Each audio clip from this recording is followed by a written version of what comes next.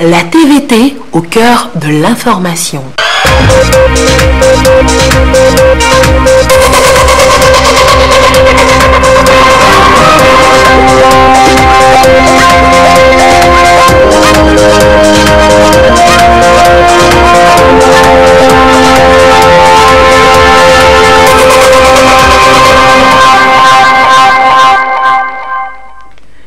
Madame, Monsieur, bonsoir. Il est l'heure du journal sur la télévision togolaise, dont voici les titres.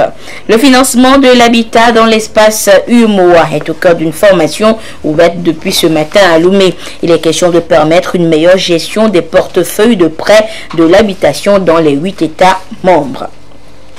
Et puis, quelles sont les dispositions sécuritaires prises pour le scrutin du 20 décembre prochain? Le ministre en charge de la sécurité dévoile le dispositif pour des élections apaisées à découvrir dans cette édition. Voilà donc pour les titres. Et nous débutons avec les échos du palais de la présidence de la République où le chef de l'État Faure Essazzimna Gnazingbe a reçu le président de l'Union des fédérations ouest-africaines de football UFOA. Au lendemain de la fin du tournoi des moins de 20 ans à Lomé, M. Amidou est allé échanger avec le président de la République sur le déroulement de cette compétition qui permet de détecter de nouveaux talents dans le monde du football en Afrique. Ramdan Bassi. Je suis le nouveau président de l'UFOA, donc l'union de notre zone footballistique, la zone B, puisque l'UFOA normalement regroupe tous les 16 pays de l'Afrique de l'Ouest, mais a été divisé depuis un moment en deux groupes. Un groupe A avec le Sénégal, le Mali, etc., qui sont au nombre de 9, et un groupe B qui est notre zone, le Niger, le Togo, le Nigeria, le Burkina Faso, le Bénin et les autres pays ici. Voilà. Après, on sommes 7 dans notre zone. Donc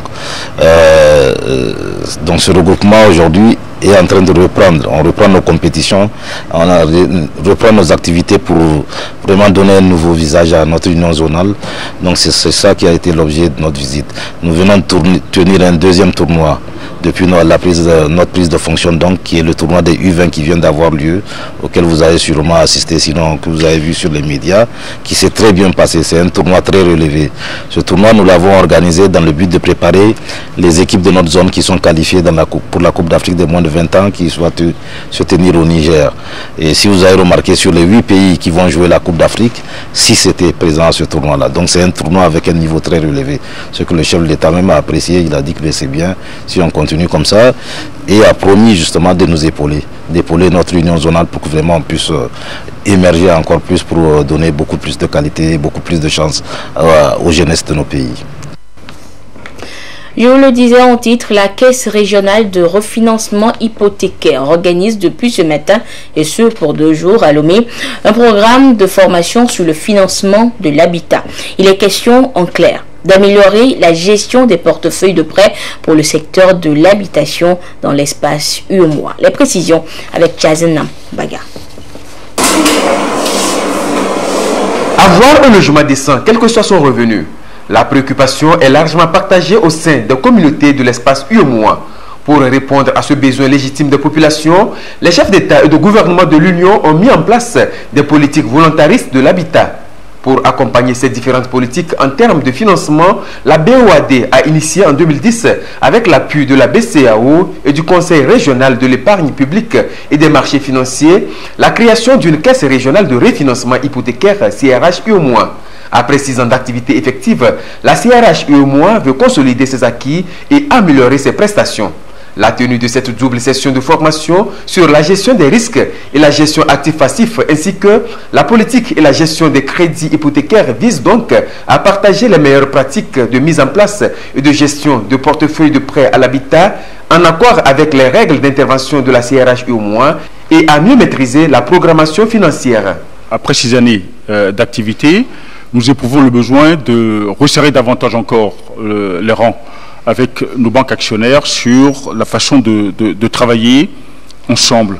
Et pour cela, nous essayons de partager avec elles un ensemble de pratiques devant leur permettre de mieux maîtriser leurs prévisions de prêts à l'habitat, afin de pouvoir nous dire très tôt, en début d'année, le montant de refinancement qu'elles aimeraient solliciter auprès de la CRH moi, afin que nous-mêmes nous organisions de façon conséquente. Nous sommes engagés dans un programme ambitieux de promotion de l'habitat social avec la Banque mondiale et il est important que les banques actionnaires de la CRH moi puissent diversifier les types de prêts qu'elles offrent aux ménages à revenus modestes pour faciliter l'acquisition d'une propriété immobilière. Les travaux qui vont durer 2 jours vont porter sur l'approfondissement des principes clés de la gestion actif-passif, de la gestion des trésoreries et de gestion des risques dans le contexte de la gestion des portefeuilles de prêts à l'habitat. L'exploration des modèles et instruments d'évaluation des conditions de marché pour le financement de l'habitat dans la zone UEMOA afin d'y introduire de nouveaux produits de prêts à l'habitat, en l'occurrence les prêts à l'habitat social, ainsi que la meilleure compréhension et l'intégration de l'offre et les conditions de refinancement de la CRH UEMOA. Dans ce processus, la CRH UEMOA se fait accompagner par l'institution financière internationale et le Centre pour le financement du logement abordable en Afrique. La CRH et la Société financière internationale sont nos partenaires et sont membres de l'Union africaine pour le financement du logement. Et dans le cadre de cette association, nous essayons d'organiser régulièrement des formations pour tous les membres présents sur le continent et en essayant de se focaliser sur l'Afrique francophone. Ce sont ces banques qui sont dans cette salle qui financent ces ménages. Et pour que ces ménages aient accès à ce type de financement à bas coût, il faudra bien que ces banques puissent justement avoir la capacité de leur prêter justement à un bas coût, tout en aidant la CRH à lever les fonds sur les marchés de capitaux à long terme. Puisque vous savez, plus la maturité de l'emprunt est longue et moins cher est le paiement mensuel justement des ménages les plus faibles. Depuis son entrée en activité en 2012, la CRH UEMOA a déjà décaissé plus de 132 milliards de francs CFA en refinancement hypothécaire au profit de 55 banques partenaires. Elle vise désormais son expansion pour confirmer son rôle de pionnier dans la mise en place de modalités de financement de l'habitat de bonne qualité et abordable dans l'UEMOA. Pour cette fête de fin d'année, plusieurs carrefours commerciaux ouvrent leurs portes aux populations de Lomé et de ses banlieues. Et la traditionnelle quinzaine du centre-ville est officiellement ouverte cet après-midi et c'est parti pour une dizaine de jours d'échanges commerciaux. Nous reviendrons tout à l'heure dans le courant de cette édition sur l'ouverture officielle de la quinzaine commerciale du centre-ville de Lomé. Et dans la matinée, les responsables de la Chambre de commerce et d'industrie du Togo ont donné le ton à celle d'Adeti Kopé, un espace pour permettre également aux opérateurs économiques de faire découvrir leurs produits aux populations de la préfecture d'Agoué. Aïcha Ziebro, Arnaud Kili. La quinzaine commerciale, foire de toutes les opportunités pour les opérateurs économiques et les clients en ces périodes de fin d'année. La Chambre de commerce et d'industrie du Togo a depuis 2 ans délocalisé la quinzaine commerciale dans les banlieues de Lomé pour rapprocher davantage ce rendez-vous d'affaires des populations. La foire d'Adeti Kopé, 2e édition, est en passe de combler une fois encore les attentes de la population. Je pense que cette démarche va dans la ligne droite de la vision du chef de l'État qui a créé la préfecture d'Agoignivé pour rapprocher l'administration des populations et le président de la Chambre de commerce, joignant l'acte à la parole aussi, a initié une quinzaine commerciale à Adeti Kopé afin de permettre aussi aux jeunes, aux femmes opérateurs économiques de la préfecture d'Agoignivé de ne pas parcourir de grandes distances, de se retrouver ici à Adeti Kopé pour pouvoir acheter, faire la fête. La Chambre de commerce et d'industrie du Togo innove à chaque édition pour répondre aux préoccupations aussi bien des opérateurs économiques que des clients. On a mis en place de sortes de chalets pour que les exposants soient plus à l'aise. Et c'est comme ça qu'on va améliorer chaque édition et permettre à tous les exposants d'être à l'aise et aux consommateurs aussi qui viendraient pour faire leurs achats de pouvoir être plus à l'aise aussi. Nous, en tant qu'opérateurs économiques, nous voulons apporter notre soutien total à tout ce qui a été mis en place par le gouvernement pour que pendant plein d'années qu'on puisse avoir une sorte d'émergence. La Chambre de commerce et d'industrie du Togo voudrait vraiment soutenir ces opérateurs économiques et c'est le vœu du chef de l'État qui voudrait qu'il y ait un partenariat serein entre le secteur privé et l'État. Le représentant de la ministre du Commerce et de la promotion du secteur privé a invité les exposants à profiter de cette occasion pour augmenter leur chiffre d'affaires. Il a insisté sur la paix et la sécurité qui garantissent le bon déroulement de cette quinzaine commerciale à Aditi-Kopé. Les populations ont déjà bénéficié des retombées de cette foire avec l'inauguration d'un forage d'adduction d'eau potable.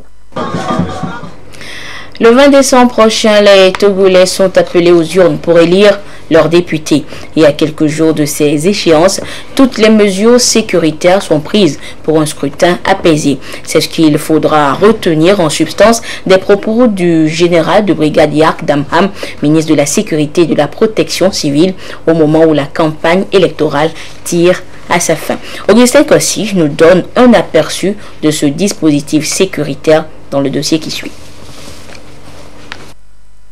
On les voit partout où se tient un meeting ou une manifestation politique liée au processus électoral au Togo. C'est la Force Sécurité Élection Posée 2018. Elle a été créée depuis octobre dernier et est composée essentiellement de gendarmes et policiers. Elle assure la sécurité, rétablit l'ordre et accompagne le processus électoral. Du recensement au début de la campagne électorale le 4 décembre, le dispositif est déployé sur l'ensemble du territoire national. Et au moment où la campagne tire à sa fin, le ministre de la Sécurité et de la Protection civile salue le travail déjà fait et mesure l'ampleur du chantier qui les attend. Depuis le 28 octobre, la force a été créée.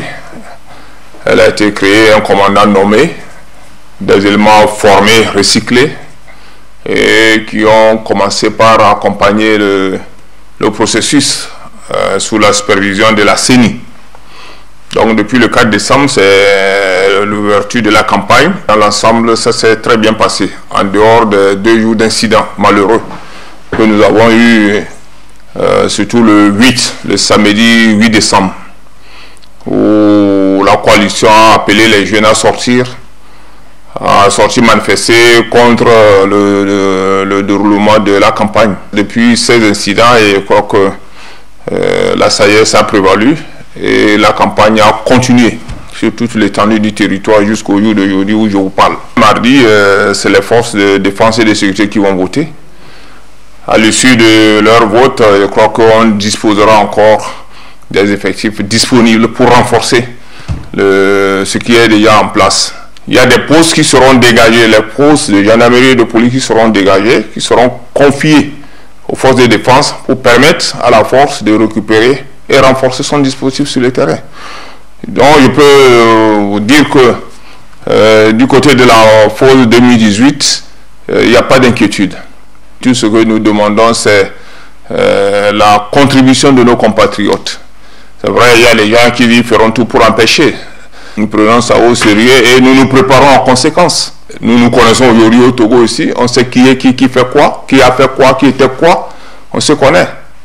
On ne va pas souhaiter que les gens aillent jusqu'à vouloir mettre en péril la stabilité. Lorsqu'on décide de boycotter, on reste chez soi.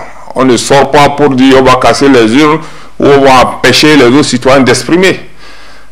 Il ne faut pas crier on veut la démocratie et ne pas respecter le b.a.-ba de la démocratie. Donc nous tenons prêts depuis le début du processus et jusqu'à son terme nous allons accompagner nos compatriotes qui veulent aller voter pour qu'ils aillent voter, qu'ils retournent chez eux tranquillement. La sécurisation du processus électoral est donc assurée par ces 8000 policiers et gendarmes répartis sur l'ensemble du territoire national. Pour leur permettre d'assumer cette mission le 20 décembre, le jour du scrutin, ils sont appelés à voter par anticipation ce 18 décembre. Et avec eux, les forces de l'ordre, de sécurité et de la défense qui jouissent de leurs droits civiques et politiques. De nouvelles mesures sécuritaires sont prises. Les commissariats vont toujours fonctionner, les brigades de gendarmerie vont toujours fonctionner. Nous avons certains postes en ville, par exemple la garde des banques. Vous avez les gendarmes, les policiers qui gardent les banques. On préfère confier ça aux forces de défense et les replier pour renforcer la force 2018 étant composé de gendarmes et de policiers. Voilà des postes clés qui seront tenus par les forces de défense. On prend d'abord des mesures générales, mais avec une particularité. À le Messia, c'est un quartier où les gens sont sortis pour manifester, où malheureusement il y a eu des décès. Il y a certaines villes de l'intérieur, Sokodé par exemple, où les gens ont voulu braver l'autorité pour manifester. Il y a Bafilo, il y a également un peu à Mango, il y a Palimé, il y a Anié. Nous n'avons rien contre ces villes. Mais nous voulons rassurer nos compatriotes qui sont dans ces villes pour dire que la sécurité sera à leur disposition. L'État mettra les moyens pour les rassurer. Si les gens prennent le risque, disent « Ah, nous, on n'est pas d'accord, on va faire ceci », en ce moment, ils auront la loi devant eux. Et ceux-là qui leur disent de sortir. Il y a des tests de loi, je l'ai dit, il y a des tests dans notre code qui dit quand vous incitez quelqu'un à aller faire des bêtises, non seulement l'exécutant fera face à la loi, vous qui l'avez incité aussi, vous commettez une infraction. J'appelle encore nos compatriotes qui ont décidé d'exprimer ce devoir civique, d'aller sans inquiétude. Si même quelqu'un agresse quelqu'un qui va pour voter, il sera identifié. Il ne faut pas que quelqu'un compte, on va aller se cacher dans tel pays, Le monde est devenu un village. Nous avons de très bonnes relations avec nos voisins. Sur le plan sécuritaire, nous avons de très bonnes relations. Donc, il ne faut pas que quelqu'un dise, je vais aller me cacher au Ghana, je vais aller me cacher au Bénin. Dans la foulée, on vous revient, on vous ramène et vous allez vous justifier devant le juge. Pourquoi vous avez fait ça? Je demande à nos compatriotes qui ont battu campagne, qui ont participé à la campagne, d'être tranquilles. Le 20, jeudi 20, ils vont accomplir leur devoir civique et ils retournent à la maison. S'ils veulent rester le soir pour assister au dépouillement, ils le feront. Un appel lancé donc à la population pour que chacun puisse jouer le rôle qui est le sien pour un heureux aboutissement du processus. Et parlons toujours de la sécurité, ou plutôt des hommes en charge de cette sécurité.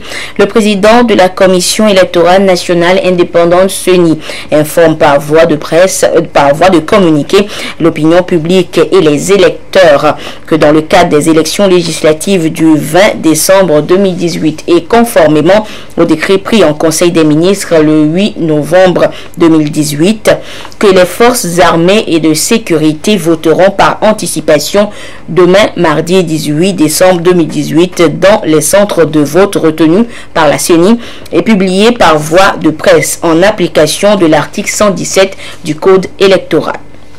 À cet effet, le président de la CENI rappelle que le vote par anticipation se déroulera en respectant les dispositions suivantes. Le vote par anticipation concerne uniquement les éléments des forces armées de sécurité régulièrement inscrits sur les listes électorales et disposant de leur carte d'électeur. Ceux inscrits dans les centres de vote retenus voteront dans leur bureau de vote respectif et émargeront sur la liste d'émargement de leur bureau de vote. Ceux non inscrits dans le centre retenu et les électeurs en mission dans la localité mais disposant de leur carte d'électeur voteront sur présentation de leur carte d'électeur après avoir rempli le formulaire des votants par dérogation.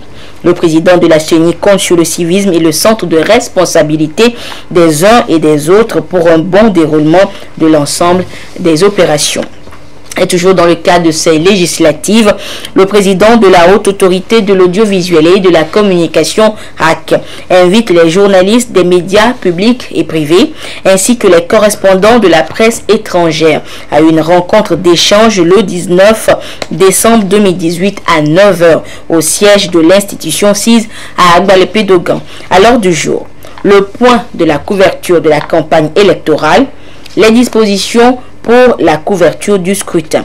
Et vu l'importance de l'ordre du jour, la présence de tous s'avère indispensable. Et dans un autre communiqué, le président de la HAC informe les médias publics, privés et la presse étrangère que, conformément à l'article 86 du Code électoral, la campagne pour les élections législatives du 20 décembre 2018 prend fin demain mardi 18 décembre 2018 à 23h59. La HAC leur rappelle par ailleurs qu'à la fin de la campagne officielle jusqu'au jour du scrutin, il est interdit de diffuser ou de faire diffuser, de publier ou de faire publier par tout moyen de communication audiovisuel, écrit ou en ligne, tout message ayant le caractère de propagande pour un parti ou une liste de candidats indépendants en compétition. La HAC invite par conséquent l'ensemble de la presse au respect scrupuleux de ces dispositions. Les femmes participent activement à ces législatives justement, et pour celles qui seront élues, il leur faudra porter haut la voix de leurs sœurs victimes de violences de tout genre. En attendant cela, ce sont 16 jours qui sont décrétés pour mener cette lutte. À Bafilo, le Centre d'écoute et d'assistance juridique des femmes de la localité et le GF2D ont organisé ensemble 2 journées portes ouvertes pour évoquer justement ce fléau dont sont victimes plusieurs femmes qui souffrent en silence. Depuis Bafilo, la correspondance de Nestor Mozo. Journée porte ouverte du groupe de réflexion Femmes, Démocratie et Développement à Bafilo. Le GF2D a organisé cette journée au Centre d'écoute et d'assistance juridique des femmes de la localité à l'endroit du grand public. Ces journées portes ouvertes ont tourné autour des violences faites aux femmes. Cette activité est à mettre au registre des 16 jours de campagne d'activisme contre les formes de violence faites aux femmes. Les faits nous montrent que les femmes et les filles continuent de subir des violences. Ces journées portes ouvertes sont l'occasion pour le GF2D de former les femmes sur leurs droits, de les sensibiliser sur les violences, mais également de faciliter la délivrance des pièces administratives. Le thème retenu cette année, c'est Ensemble contre les violences sexuelles au Togo. Nous partagerons sur les actions et les stratégies visant à éliminer toutes les formes de violence à l'égard des femmes et des filles. Le GF2D veut vraiment ainsi contribuer à éradiquer ce fléau-là, à briser le silence et la stigmatisation dans lesquels vivent nos sœurs et nos mères. Pour nous, pour y arriver, l'approche doit être inclusive. Nous voulons inviter chaque femme, chaque homme à relayer ces messages d'élimination des violences à l'égard des femmes et des filles pour qu'elles puissent enfin réellement participer au développement de notre communauté. Des consultations juridiques gratuites ont été offertes au public par les magistrats, les huissiers et les parajuristes du GF2D.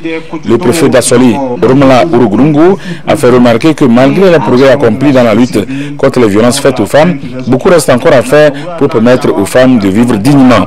Il a félicité le GF2D et ses partenaires pour leur engagement constant aux côtés des femmes et leur action multiforme en faveur de la femme au Togo. L'Observatoire de l'éducation au Togo, c'est le nouvel instrument de veille et d'observation dont dispose la Coalition nationale togolaise pour l'éducation pour tous pour accompagner et suivre la mise en œuvre des engagements du Togo en matière d'éducation de qualité et pour tous. Et cet organe composé de 17 membres a été installé officiellement à Lomé pour poursuivre le plan stratégique 2018 et 2030 de la coalition appuyée par l'ONG internationale Aide et Action. Les précisions avec Robert Potogbe et Antoinette Omao. La Coalition nationale togolaise pour l'éducation pour tous soutient une éducation de qualité et pour tous au Togo. Pour y parvenir, elle se dote d'un observatoire après le plan stratégique 2018-2020. Cet organe de 17 membres, composé des universitaires et autres acteurs, permettra à la coalition de suivre les engagements du Togo dans la mise en œuvre des ODD et de renforcer ses plans d'action sur le terrain. Notre rôle est donc d'observer, de décrire et de rendre compte de manière scientifique, sur des données scientifiques, des changements séquentiels, des changements qui s'opèrent dans le secteur de l'éducation en vue de faire parvenir aux décideurs un véritable diagnostic, une façon de miroiter par le bas le vrai visage de l'action éducative dans notre pays. Le Togo est le 3e pays à installer l'Observatoire de l'éducation après le Bénin et le Burkina Faso avec l'appui de l'ONG Aide et Action. Les organisations de la société civile ont la vocation de travailler sur le plaidoyer, sur les innovations et pouvoir alors porter cela et aux oreilles et aux yeux des dépositaires de l'éducation, ce que nous attendons d'eux, c'est qu'ils fassent leur travail maintenant. Donc ils sont organisés, ils vont pouvoir travailler d'abord sur leur cahier de charge de façon entière et ensuite décliner leur programme d'action. Et quand ils auront leur programme d'action, donc ils vont pouvoir également mettre cela en œuvre. L'observatoire est constitué de 13 membres ordinaires et de 7 observateurs, dont 8 pour la société civile, 5 enseignants-chercheurs et 7 observateurs issus des ministères. Éducation toujours avec de la linguistique cette fois. La langue Tchamba appelée Akaselem a fait objet d'études de thèse à l'université de Lomé. C'est un travail soutenu et défendu par Aboubakari Sama qui veut ainsi valoriser cette langue parlée dans la région centrale. Clarisse Atikle pour plus de précision. La langue Akaselem ou Tchamba, parlée dans la région centrale, dispose désormais des outils pour sa version écrite. C'est grâce au travail de Aboubakari Sama qui a fait sa thèse sur la phonologie de l'Akaselem. Face aux membres du jury, l'impétrant a soutenu et défendu son travail qui fait ressortir les différents phonèmes qui constituent le système d'écriture de cette langue du sous-groupe des langues gourma parlées au Togo. L'Akaselem, dont nous pensions que c'était une langue qui devait aller dans le même sillage que les autres langues du sous-groupe gourma.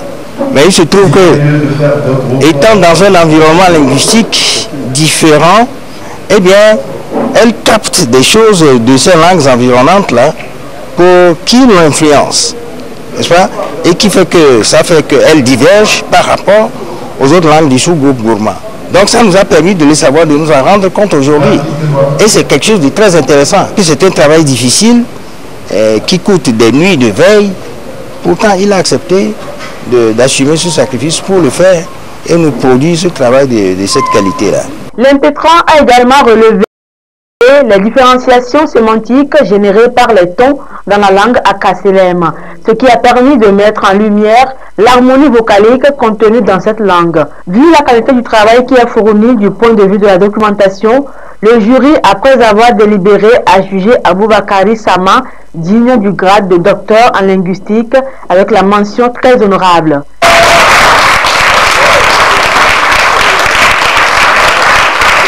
Nous avons non seulement aimé la langue, mais son peuple. Et nous avons décidé de donner le meilleur de nous-mêmes pour que cette langue puisse être écrite. Et avant qu'elle ne soit écrite, il faut qu'elle ait une orthographe. Et pour avoir l'orthographe, il faut passer par la phonologie forcément. Et donc, c'est les b.a.-ba de la chose. Il faut passer par là pour pouvoir développer la langue. Cette langue, tout comme le français, a des phonèmes. Nous avons frayé un chemin donc pour que les autres personnes intéressées à la langue Akaselem puissent continuer le travail. Le terrain balisé, l'orthographe est désormais là à travers cette étude phonologique. La langue a commencé par être écrite par son peuple. Cette thèse de 297 pages sur la langue Akaselem ou Tchamba constitue donc une ébauche en vue de son écriture et l'élaboration des documents dans la langue. Écriture encore avec un peu de sensation à présent. Et c'est l'intitulé d'un recueil de poèmes présenté ce week-end au public. Et par ce tout premier ouvrage, l'auteur Édouard Karoué fait part au lecteur de ses émotions et sensations face aux réalités de la vie et son incapacité à en changer le cours. Sonia Minipo nous fait justement découvrir les sensations de l'auteur. Sensation, le tout premier recueil de poèmes du jeune écrivain togolais Édouard Karoué.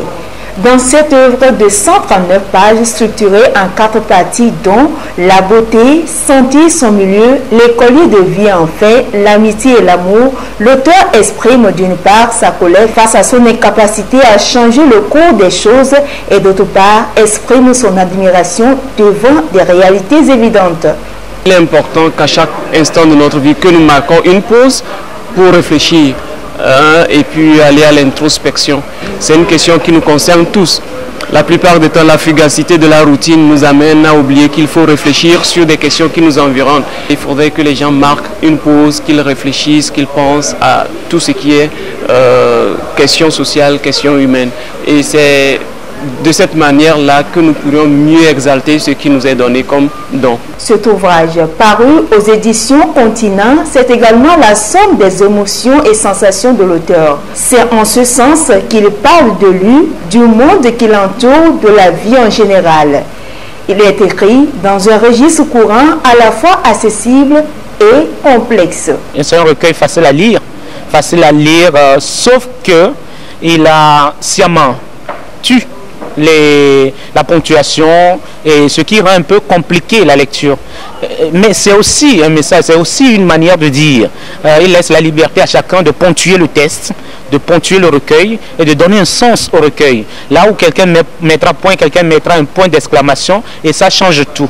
Mais c'est aussi une des qualités de l'esthétique, je veux dire, de l'ouvrage. L'ouvrage Sensation, c'est accepter de voyager avec Edouard Karoué, partager ses peines, mais aussi ses espoirs, c'est accepter d'apprendre de la vie et des autres. Bref, chercher à trouver des solutions aux maux auxquels est confrontée l'humanité. Edouard Karoué est né à Palimé dans le Cloto où il y fait ses études primaires, puis à Noté où il a continué les études secondaires sanctionnées par un baccalauréat série D. En 2011, il décroche sa maîtrise en sociologie et son 2A en 2013 à l'université de Lomé. L'auteur vit actuellement en France. Et ce communiqué du ministre de la Sécurité et de la Protection civile pour poursuivre cette édition. Ces derniers temps, de graves accidents de la circulation routière sont fréquemment constatés sur toute l'étendue du territoire national, occasionnant des morts et des blessés graves. Pour cette première quinzaine du mois de décembre, par exemple, on dénombre 40 morts, 290 blessés et d'importants dégâts matériels. Les principales causes de ces accidents aux conséquences dramatiques sont, entre autres, le non-respect des prescriptions du code de la route, les surcharges, l'excès de vitesse et la conduite en état d'ivresse ou sous l'effet de substances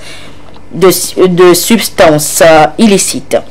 Dans le souci de lutter contre ce phénomène et de diminuer sensiblement le nombre d'accidents de la circulation sur nos axes routiers, le ministre de la Sécurité demande instamment à tous les conducteurs d'engins, toutes catégories confondues, d'observer scrupuleusement les prescriptions du code de la route et de s'abstenir de tout comportement mettant en péril la vie des passagers et des autres usagers de la route.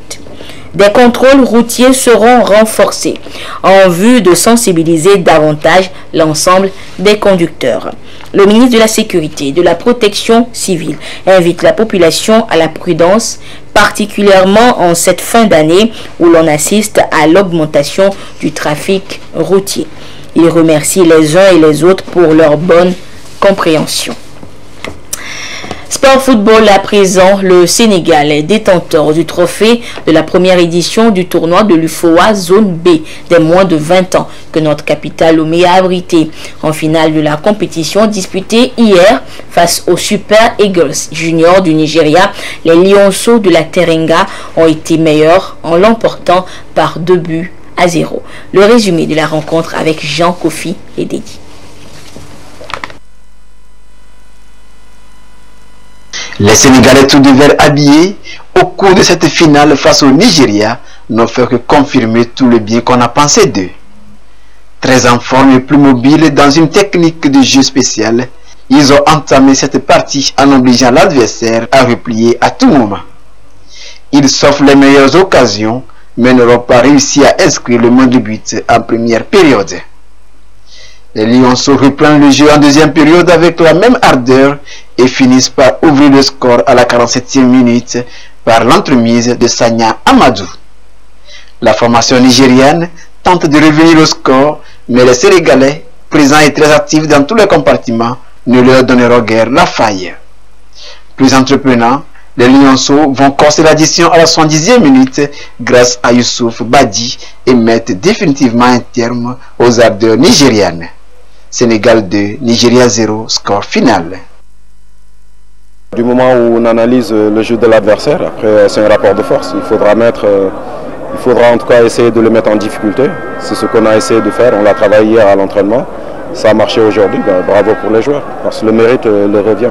10 jours de compétition de l'UFOAB des moins de 20 ans, l'événement a accroché les responsables sportifs togolais. Nous rendons grâce à Dieu que ce tournoi s'est bien terminé. Je remercie toutes les commissions qui se sont battues donc, pour la bonne marche donc, de ce tournoi et nous nous en félicitons. Meilleur goal, meilleur buteur et meilleur joueur ont été encouragés. Médaille de bronze pour le Mali, 3e au classement, vainqueur du Niger. Et médaille d'argent pour le finaliste, puis l'or et le trophée pour les Lionceaux de la Teranga. Le commissaire des impôts en exécution de l'arrêté numéro 220 du 20 novembre 2018 portant institution d'un droit forfaitaire sur les opérations de transfert de propriété porte à la connaissance des officiers publics et ministériels, c'est-à-dire les greffiers des tribunaux, notaires, huissiers de justice et du public en général, qu'il est appliqué un droit forfaitaire d'un montant de 35 000 francs CFA, représentant les droits d'enregistrement et de timbre et les droits de conservation foncière sur toutes les opérations de mutation totale d'immeubles. À cet effet, et dans le cadre des formalités fusionnées, il est demandé aux requérants de présenter au bureau du transfert de propriété sise au siège de l'OTR l'acte de vente en brevet en même temps que toutes les autres pièces anciennement requises. Le commissaire des impôts compte sur la bonne compréhension et la collaboration de tous les acteurs. Et voilà, c'est sur ce communiqué de l'OTR que se referme cette édition. Merci de votre fidélité à la télévision togolaise. Notez que tout à l'heure, vous suivrez l'avant-dernier journal des législatives à cette veille donc de la fin de la campagne électorale et ce sera avec Gerson Deveau. Excellente suite de nos programmes. Au revoir.